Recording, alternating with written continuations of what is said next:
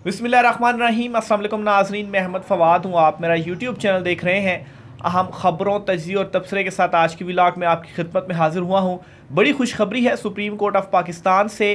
पाकिस्तान तहरीक इंसाफ को बल्ला वापस करने के हवाले से इलेक्शन से 2 रोज़ कबल बल्ला वापसी से मुतल्लिक सुप्रीम कोर्ट ऑफ पाकिस्तान में क्या जो हंगामी इकदाम है इस वक्त वो हो रहे हैं, अहम तरीन और एक्सक्लूसिव डिटेल्स आपके साथ में शेयर करूँगा।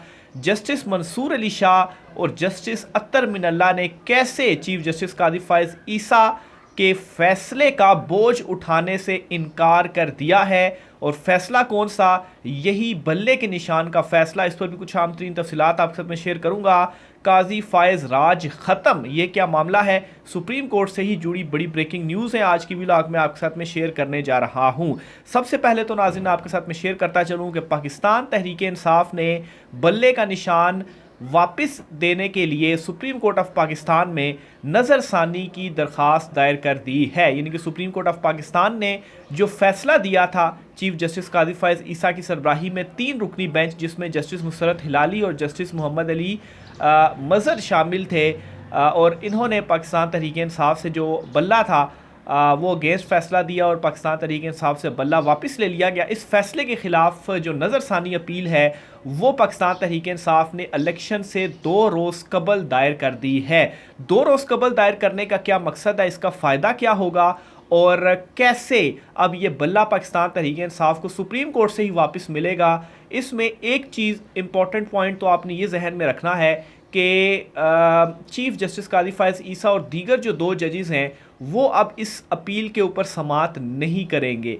एक तो ये होगा कि लार्जर बेंच बनेगा 4 या 5 रुकनी, और इसमें डिफरेंट जो जजेस हैं वो होंगे, यानी कि चीफ जस्टिस कादी फ़ाइज़ ईसा, जस्टिस मुसरत हिलाली और जस्टिस मोहम्मद अली मज़हर इस बेंच में शामिल नहीं होंगे। और जो दीगर जजेस हैं उन्होंने ऑलरेडी अपना जो माइंड है वो मुख्तलिफ़ केसेस में, ख़ास तौर पर जो कागज़ात नामजदगी से जुड़े मुकदमात थे सुप्रीम कोर्ट ऑफ पाकिस्तान में, वो आए, जिनमें जस्टिस मंसूर अली शाह की सरबराही में एक बेंच था 3 रुकनी, और जस्टिस मुनीब अख्तर की सरबराही में एक और बेंच था 3 रुकनी। इन दोनों ने वो नॉमिनेशन पेपर्स एक्सेप्ट किए थे और अत्तर मिनल्ला साहब भी उसमें शामिल थे, और उन्होंने अपने ये रिमार्क्स में कहा था कि वोटर से ये जो राइट है वो नहीं छीना जा सकता। हम इसको सिर्फ इस सिनेरियो में नहीं देख सकते कि ये इश्तिहारी है या मफरूर है तो हम इसको इलेक्शन लड़ने की इजाज़त ना दें। इसको इस एंगल से देखना है कि लोगों का राइट है कि वो जिसको मर्जी वोट डाले, उनका राइट हम नहीं छीन सकते। और उनके कागजात एक्सेप्ट हुए थे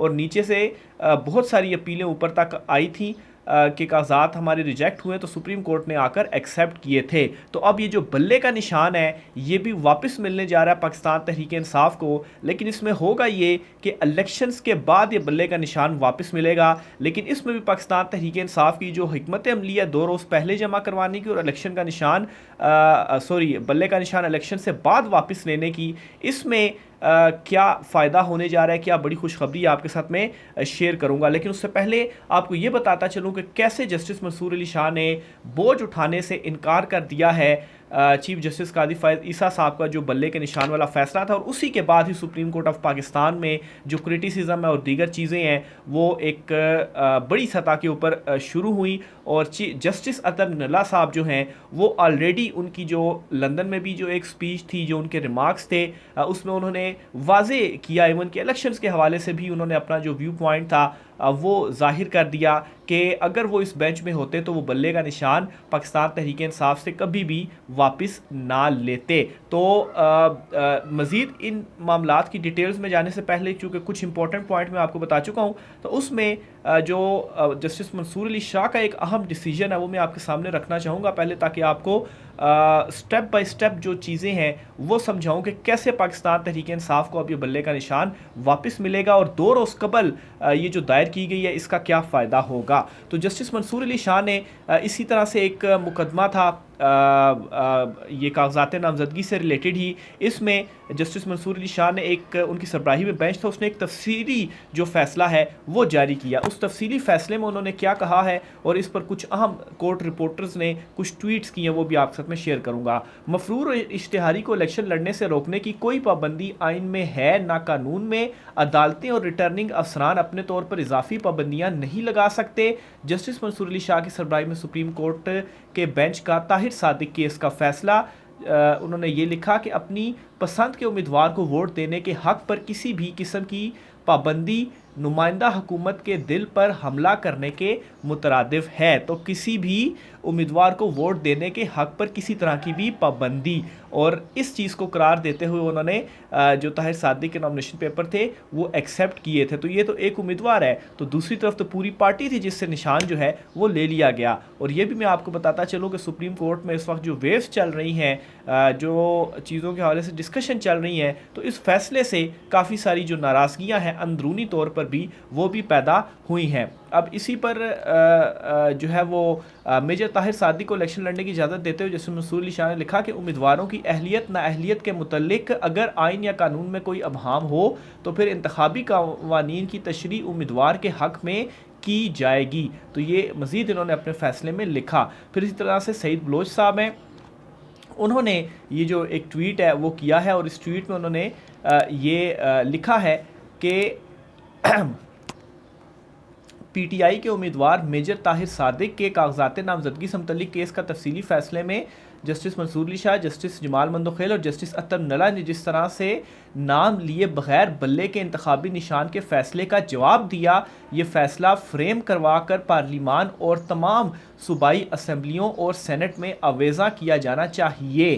तो ये जी इस फैसले के कुछ पॉइंट्स मैंने आपके सामने रखे हैं और इस पर ये कोर्ट रिपोर्टर है हमारे साथ ही कोर्ट सुप्रीम कोर्ट को ये कवर करते हैं। तो ज़ाहिर सी बात है, आप नाम लेकर तो डायरेक्ट चीज़ों को नहीं कर रहे होते, तो इनडायरेक्टली नाम लिए बगैर इन्होंने जिस तरह से बल्ले का निशान वापस लेने का फ़ैसले का जवाब दिया है, उसके कुछ पॉइंट्स मैंने आपके सामने रखे हैं। और अब आगे होने क्या जा रहा है, अब चीफ जस्टिस साहब नहीं बैठेंगे नज़रसानी बेंच में, डिफरेंट बेंच होगा। और जस्टिस मंसूर अली शाह के हवाले से आपको बताता चलूँ कि ये नेक्स्ट चीफ जस्टिस हैं और सबसे ज़्यादा मुद्दत इनकी होगी, यानी कि 3 साल। जस्टिस इजाज़ुल एहसन के इस्तीफ़ा देने के बाद इनकी जो मुद्दत है वो बढ़ गई है। इसी तरीके से जी मज़ीद सईद बलोच साहब लिखते हैं कि मुस्तकबिल के चीफ जस्टिस ने मौजूदा चीफ जस्टिस के फैसलों का बोझ उठाने से इनकार कर दिया। और ये इस फैसले के बाद ये जो तफसीली फ़ैसला जारी हुआ और इसकी सिर्फ कुछ चीज़ें मैंने आपके सामने रखी हैं। अच्छा, सुप्रीम कोर्ट ने पीटीआई उम्मीदवार ताहिर सादिक के कागजात नामजदगी मुस्तरद होने से मुतल्लिक फ़ैसला जारी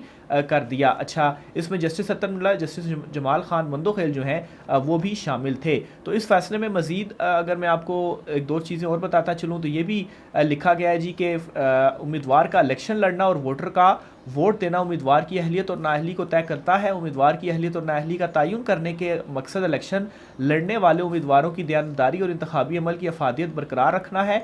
ये इस बात को यकीनी बनाने के लिए है कि अवामी ओहदा रखने वाले कुछ मेयारात पर पूरा उतरते हों। एक मजबूत जमहूरी माशरे में अहलियत और नाअहली का मेयार की वाज़ेह तशरीह की जाती है, जिसके बारे अवाम को आगाही होती है और इसका यकसा इतलाक़ किया जाता है। अहलियत और नाअहली का आइन में वाज़ेह तौर पर लिखा जाना चाहिए।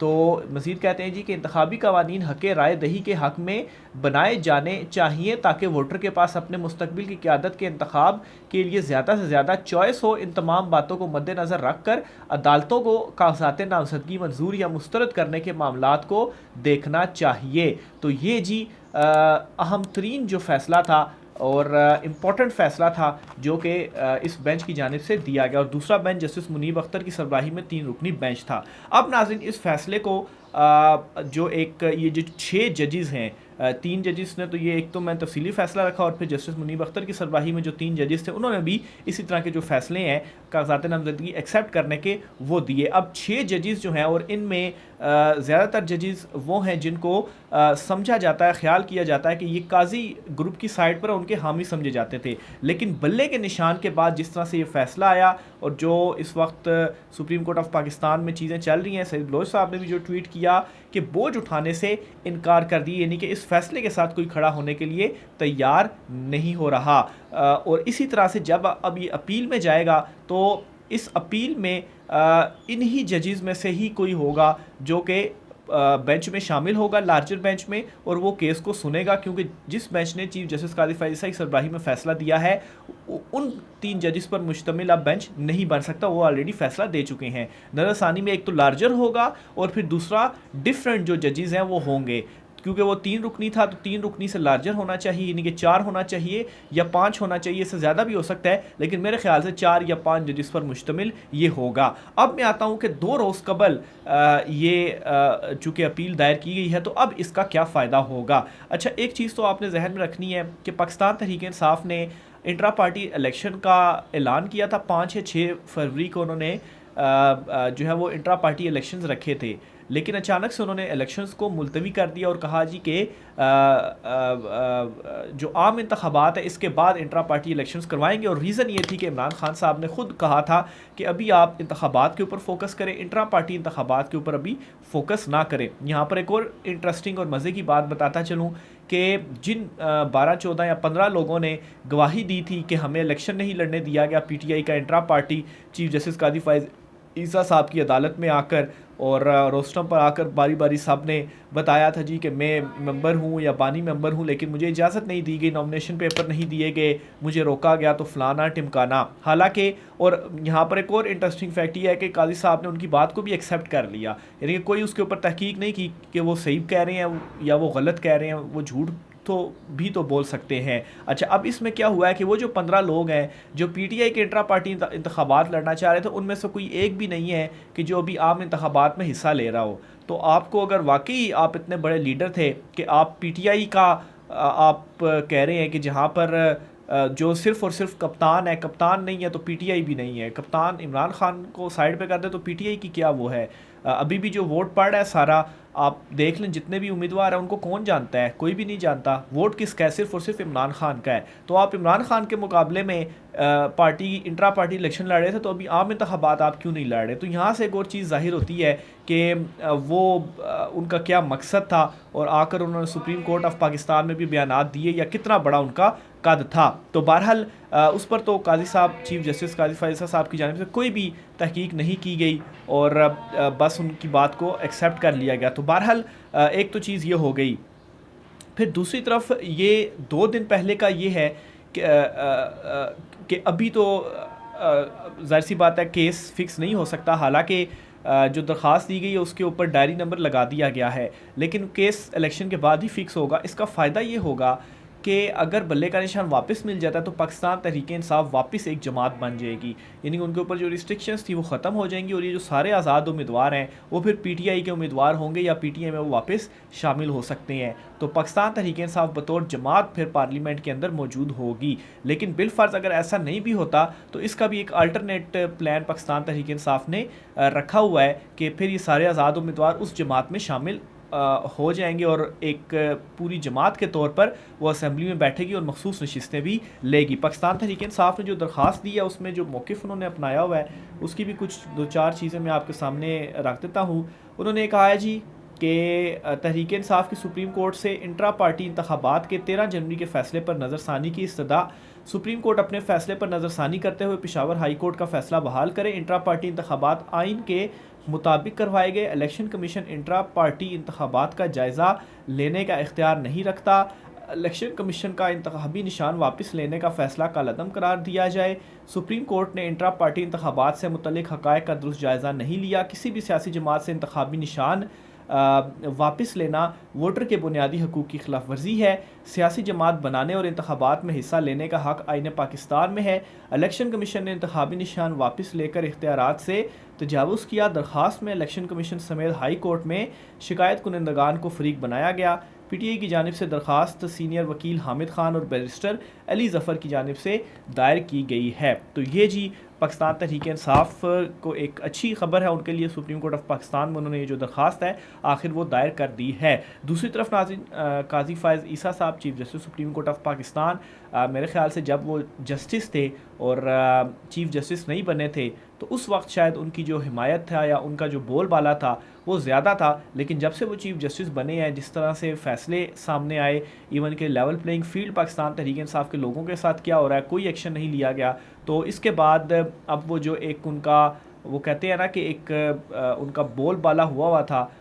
लोगों ने बहुत सारे जो कुछ हामी सहाफ़ी भी थे उनके, उन्होंने भी बड़ा उनके हक़ में बात कर कर तो बहुत उनको ऊपर कर दिया हुआ था। तो अब उन्होंने ही यकदम से जब से ये फ़ैसला आया और कुछ चीज़ें सुप्रीम कोर्ट ऑफ पाकिस्तान में इस तरह से हुई तो धड़ाम करके वो भी पीछे हट गए हैं। और फिर उसके बाद सुप्रीम कोर्ट ऑफ पाकिस्तान में भी जिस तरह से जस्टिस सत्तर मिला तो बिल्कुल फ्रंट फुट पर आकर बात कर रहे हैं। तो जस्टिस मंसूर अली शाह और दीगर 2 जजेस और जस्टिस मुनीब अख्तर और दीगर 2 जजेस, यानी कि 6 जजेस ने ये जो फैसले दिए हैं, ये भी ओवरऑल जो सारा scenario supreme court of Pakistan का बता रहा है कि कैसे चीफ जस्टिस काजी फ़ैज़ल साहब जो हैं वो उन्होंने ख़ुद को इस वक्त मुश्किल में फंसाया हुआ है। राय का इज़हार कीजिएगा। मुझे इजाज़त दीजिए। अल्लाह हाफ़िज़।